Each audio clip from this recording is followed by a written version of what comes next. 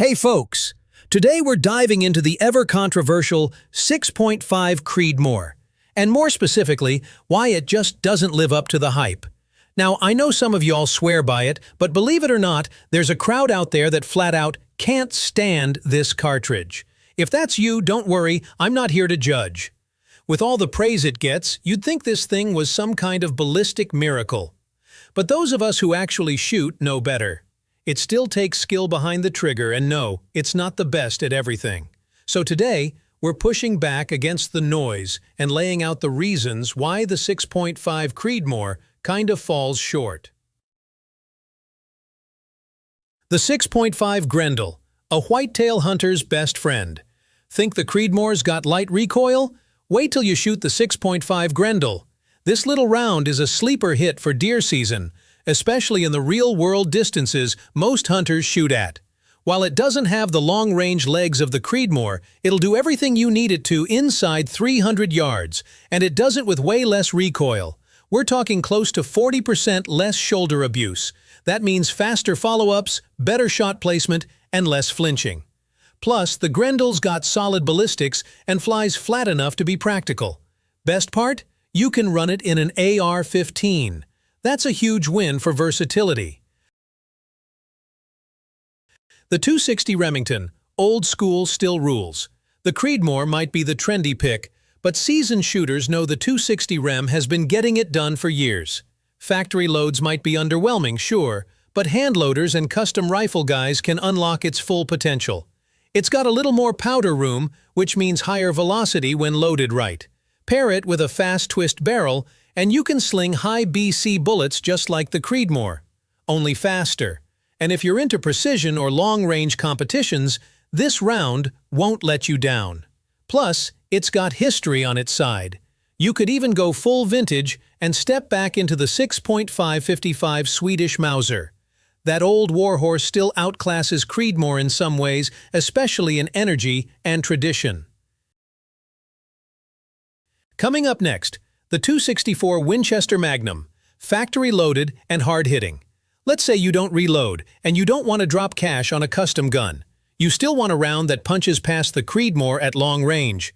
Look no further than the 264 Win Mag.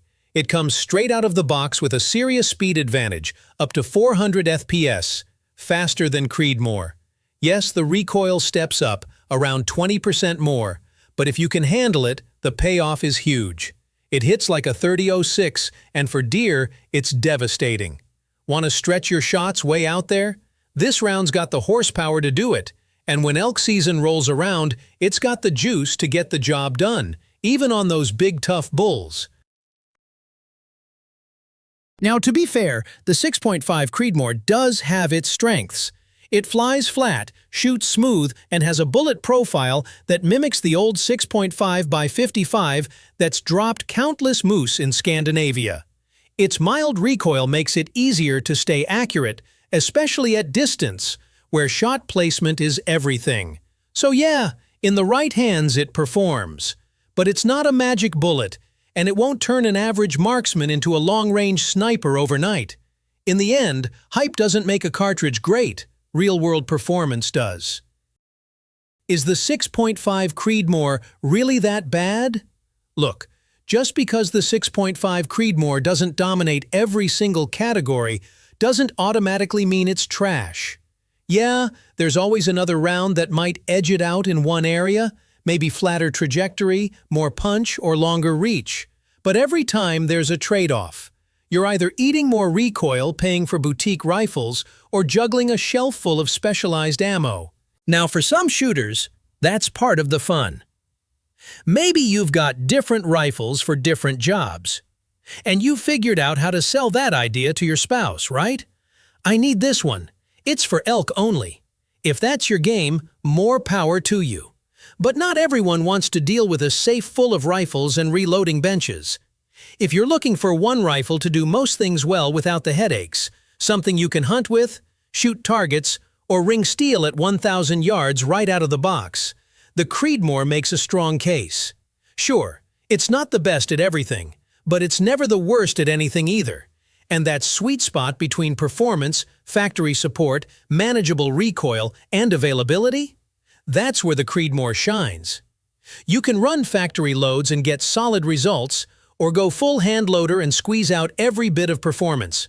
Either way, you've got options without needing a custom setup or dealing with fussy bullet stabilization and barrel twist rates. So yeah, if you're chasing extreme specialization, the Creedmoor might not be your jam. But if you want versatility without the hassle, it's still one of the best all-rounders on the market. And that's a wrap, folks. The 6.5 Creedmoor doesn't suck, it just doesn't fit every shooter's dream. But for most folks, it hits the mark. If you like this breakdown, give us a thumbs up, hit that subscribe button, and tap the bell so you don't miss the next one. Thanks for watching, and we'll see you on the range.